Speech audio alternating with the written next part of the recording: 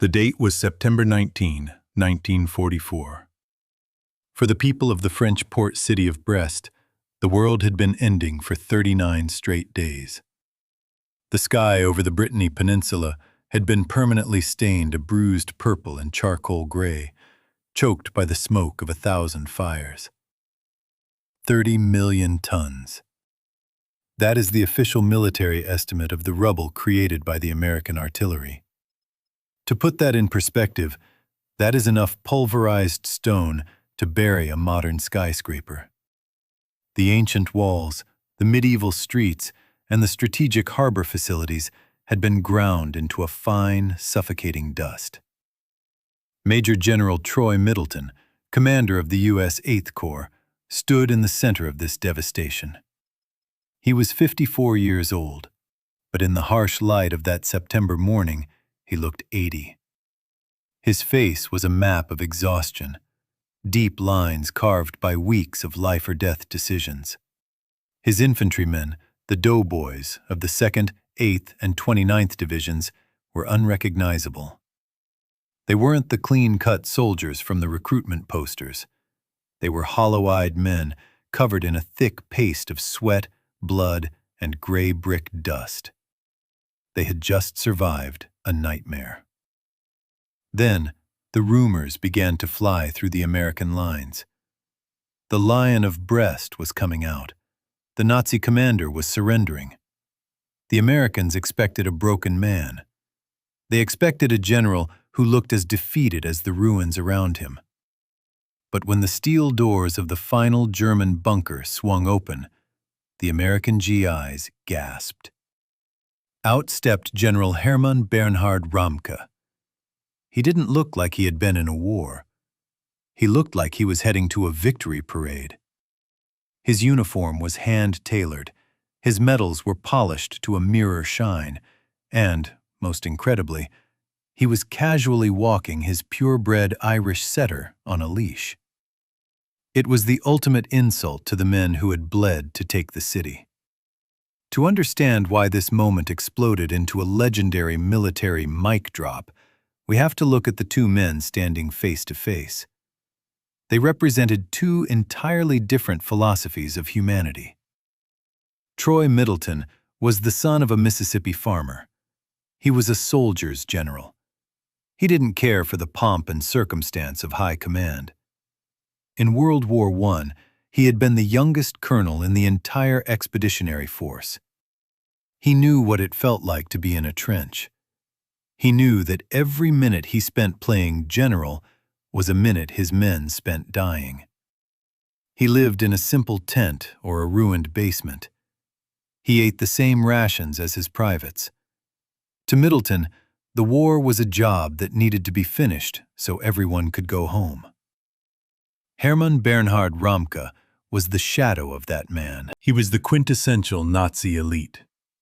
A paratrooper, a Fallschirmjäger, who had fought in the brutal airborne invasion of Crete. He was a fanatic.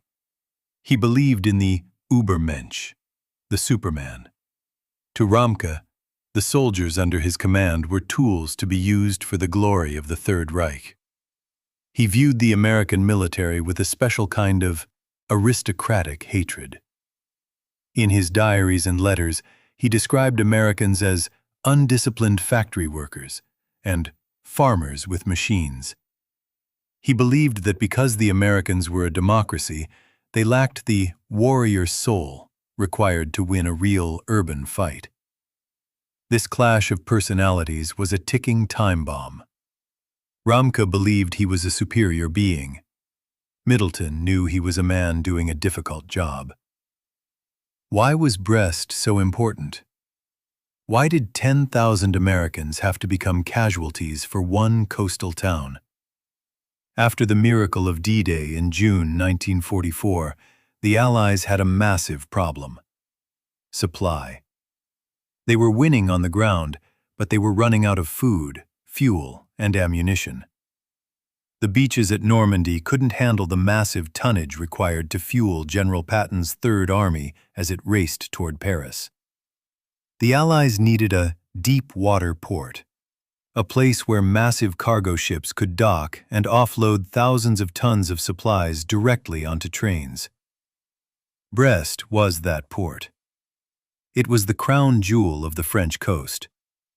Adolf Hitler knew this better than anyone.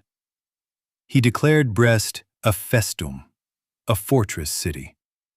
He issued a no-retreat order.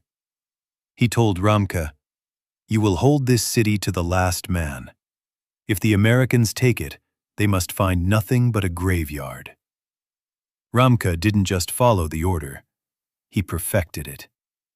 He utilized the city's ancient defenses, massive stone walls built by Vauban in the 17th century, and reinforced them with modern concrete bunkers. He built overlapping fields of fire, meaning that if an American soldier tried to cross a street, he would be hit by machine guns from 3 different directions at once. He turned the U-boat pens, massive concrete structures meant to protect submarines, into impenetrable fortresses that even the heaviest Allied bombs couldn't crack. The battle began on August 7, 1944. Middleton's 8th Corps arrived at the outskirts and expected the Germans to fold. They didn't. For the next 5 weeks, the fighting turned into a meat grinder. This wasn't the fast-moving tank warfare of the open plains. This was mouse-holing. American soldiers had to use TNT to blow holes through the walls of houses, clearing one room at a time with flamethrowers and grenades. They couldn't walk down the streets because the German snipers were everywhere. Middleton watched his casualty lists grow every morning.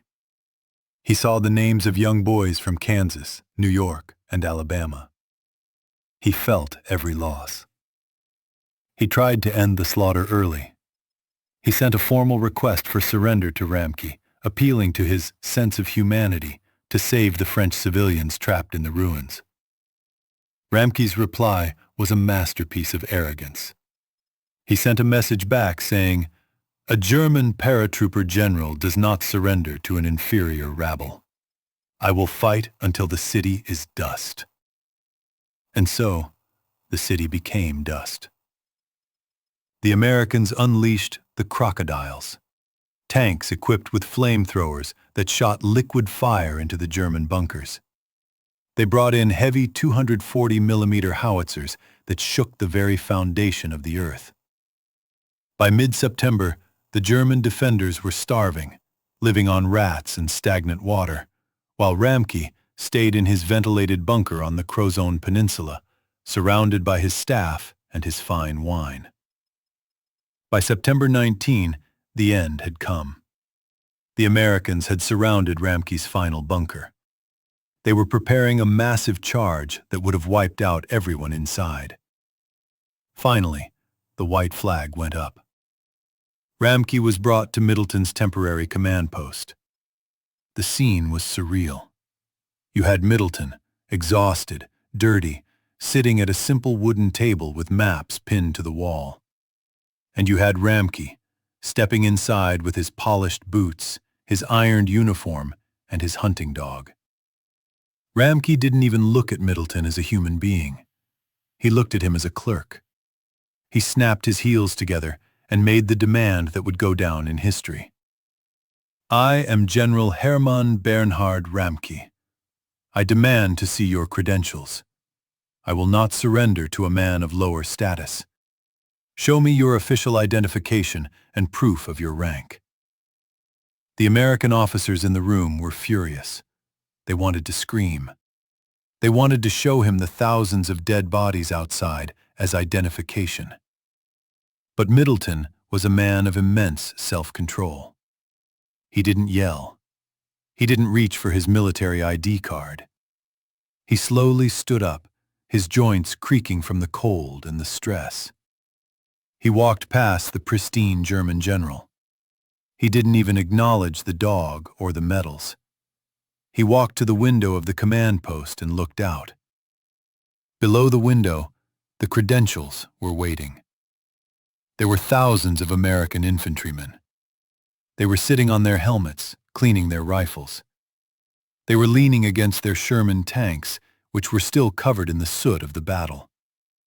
They were the factory workers and farmers Ramke had mocked. They were the men who had walked through fire to take a city that Hitler said could never be taken.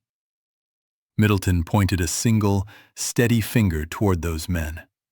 He turned his head, locked eyes with the arrogant Nazi, and delivered the knockout blow. "Those," Middleton said quietly, "those are my credentials." The impact of those words was like a physical shock. Ramke's posture literally slumped. For his entire career, he believed that power came from a piece of paper, a title, or a bloodline. He believed that he was better than the man across the table because of the diamonds on his neck. Middleton's response shattered that delusion. He told Ramke that in a free world, power doesn't come from the general, it comes from the soldier. Those dirty, tired, brave young men in the street were the only authority Middleton needed. They were the living proof that a democracy could defeat a dictatorship. Ramke had no answer. For the first time in his life, he was speechless. His aristocratic bubble had been popped by a farmer's son from Mississippi. He slowly unbuckled his pistol and placed it on the table. He signed the unconditional surrender. The siege of Brest was over. 10,000 Americans were killed or wounded. 38,000 Germans were taken prisoner. The city was a ruin, but the port was won, and the road to Germany was open. General Troy Middleton went on to lead his corps through the Battle of the Bulge, where he once again showed the world the credentials of the American soldier. He never asked for fame. He never wrote a book bragging about this moment. He just did his job. General Ramke spent his remaining years in prison and later in Germany, still bitter, still believing he was superior. But history has a way of deciding who the elite really are. True strength isn't found in a tailored uniform or a purebred dog. True strength is found in the quiet man who stands by his people. The next time someone asks for your credentials, remember General Middleton. Remember the men in the rubble, and remember that the truth is always found in the work you do, not the title you hold. Respect the fallen. Honor the veterans. Never forget history.